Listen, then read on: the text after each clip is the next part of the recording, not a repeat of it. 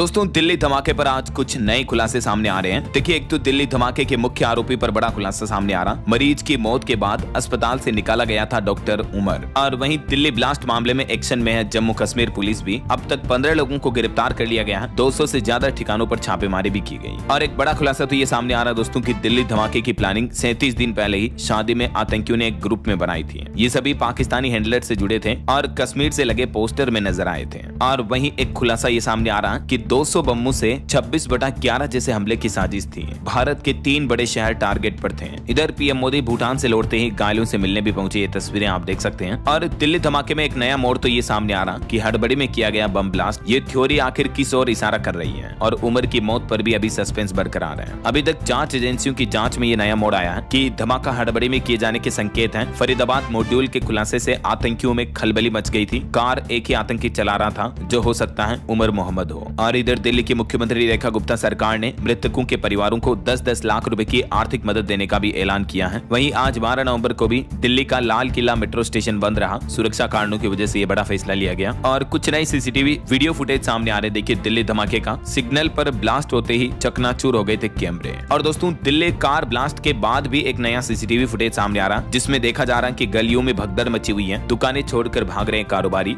जांच टीम ने 42 सबूत भी इकट्ठा किए हैं इस मुद्दे को लेकर। तो वहीं इधर 4 डॉक्टर, एक मौलवी और 17 संदिग्ध लोगों जेस टेरर मॉड्यूल से जुड़े 22 लोगों को भी हिरासत में लिया और उनसे भी पूछताछ जारी है। दिल्ली ब्लास्ट की जांच के लिए एनआईए ने गठित की 10 सदस्यों की स्पेशल टीम। एडीजी विजय सखारे करेंगे नेतृत्व। और एक जांच में ये पता चला दोस्तों की दिल्ली विस्फोट में इस्तेमाल i20 कार सबसे पहले दिल्ली के कनॉट पैलेस और मयूर विहार में नजर आई थी। सीक्वेंस में सीसीटीवी फुटेज देखने के बाद जांच में यह बड़ा खुलासा सामने आ रहा है। चलिए, और वहीं देखिए, जैसा कि मैंने आपको शुरुआत में बताया था, दिल्ली धमाके के मुख्य आरोपी पर बड़ा खुलासा सामने आ रहा। जो डॉक्टर उमर पर गंभीर आरोप लग रहे हैं उस पर क्या नया खुलासा पता चला, देखिए आज तक की टीम को। दिल्ली ब्लास्ट की जांच कर रही एजेंसियां अभी तक ये मानकर चल रही हैं कि मुख्य आरोपी डॉक्टर उमर ही था, जिसके शरीर के परखच्चे भी धमाके के साथ ही उड़ गए। तो आज तक फैक्ट चेक टीम की पड़ताल में अब उमर को लेकर एक चौंकाने वाली बात सामने आई है, जिसके मुताबिक एक मरीज की मौत उस डॉक्टर के करियर का अंत बनी थी। ये बात साल 2023 की है। डॉक्टर उमर उन नबी अनंतनाग के गवर्नमेंट मेडिकल कॉलेज के सीनियर रेजिडेंट के तौर पर काम कर रहा था और उसने एमबीबीएस और एमडी की पढ़ाई श्रीनगर के गवर्नमेंट मेडिकल कॉलेज से की थी। उसके बाद 3 साल की सीनियर रेजिडेंसी करने अनंतनाग मेडिकल कॉलेज आया था, जहां डॉक्टर गुलाम जिलानी उसके प्रोफेसर थे और उमर उन्हीं के विभाग जनरल मेडिसिन में काम करता था। लेकिन जल्द ही डॉक्टर उमर के खिलाफ तमाम शिकायतें आने लगी। साथ के दूसरे डॉक्टर, पैरा मेडिकल स्टाफ और यहाँ तक कि मरीज भी लगातार ये शिकायत करने लगे कि डॉक्टर उमर अक्सर बदतमीजी करते हैं और मरीजों पर ध्यान नहीं देते हैं। ये भी शिकायत आने लगी कि वो अक्सर अस्पताल से गायब रहते हैं। दिल्ली धमाकों का मुख्य आरोपी घोषित होने के बाद जब मीडिया उमर के घर पुलवामा के कोयल गांव पहुंची, तब उसकी भाभी मुजम्मिल ने बताया कि उमर बच्चों से बहुत प्यार करता था और घर में बंद होकर बस पढ़ाई में लगा रहता था। ये है दोस्तों डॉक्टर उन नबी की भाभी मुजम्मिल। तो जांच में आगे पता चला कि डॉक्टर की वजह से एक मरीज की जान चली गई थी, क्योंकि हुआ असल में ये कि डॉक्टर उमर की देखरेख में एक मरीज भर्ती था जिसकी हालत काफी गंभीर थी, लेकिन उमर मरीज को छोड़कर ड्यूटी से गई और गायब हो गया। इस बीच मरीज की हालत बिगड़ गई और वहाँ मौजूद जूनियर डॉक्टर ने उसे बचाने की भी कोशिश की, लेकिन बच नहीं पाया। तो उसके बाद से क्या स्टोरी रही देख सकते हैं आप। दोस्तों दिल्ली में लाल किले के पास 10 नवंबर को जो धमाका हुआ था, उसके पीछे जैश ए मोहम्मद का नया व्हाइट कॉलर टेरर मॉड्यूल यानी आतंकियों के एक ग्रुप का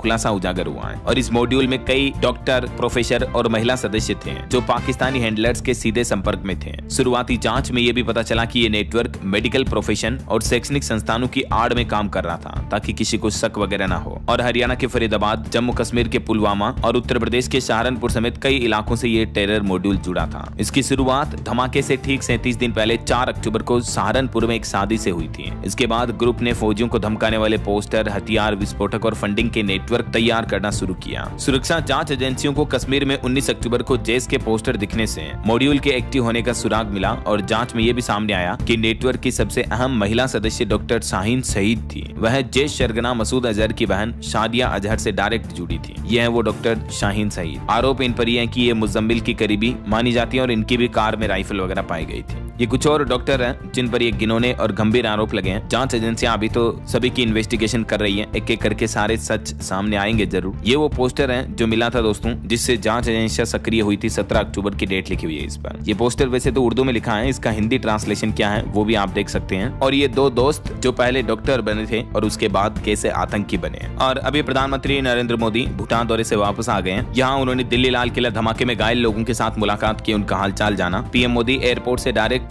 LNJP हॉस्पिटल गए जहां घायल भर्ती हैं। और दोस्तों मीडिया रिपोर्ट्स के मुताबिक तो आतंकियों की 200 बम यानी IED से 26/11 जैसा भयंकर हमला करने की साजिश थी। दिल्ली धमाके से जुड़े अब तक के 4 बड़े अपडेट्स देखिए। कार चलाने वाले आतंकी डॉक्टर उमर की मां का DNA टेस्ट कर लिया गया है और जांच के लिए उसे एम्स की फोरेंसिक लैब भेजा गया है। विस्फोटक में शामिल हुई I-20 कार फरीदाबाद स्थित एक second hand car showroom royal car zone ने बेची थी। शोरूम का मालिक भी हिरासत में ले लिया गया है। फरीदाबाद की अल फलाह यूनिवर्सिटी की vice chancellor doctor Bhupinder Kaur ने बयान जारी करते हुए कहा कि कैंपस में केमिकल लाने की बात गलत है। इधर घटना वाली जगह से करीब 40 सैंपल इकट्ठे किए गए हैं। शुरुआती जांच में पता चला कि एक सैंपल में अमोनियम नाइट्रेट होने की संभावना है। ये एग्जैक्टली वो लोकेशन है जहां पर दिल्ली में लाल किले के पास मेट्रो स्टेशन गेट नंबर 1 पर धमाका हुआ।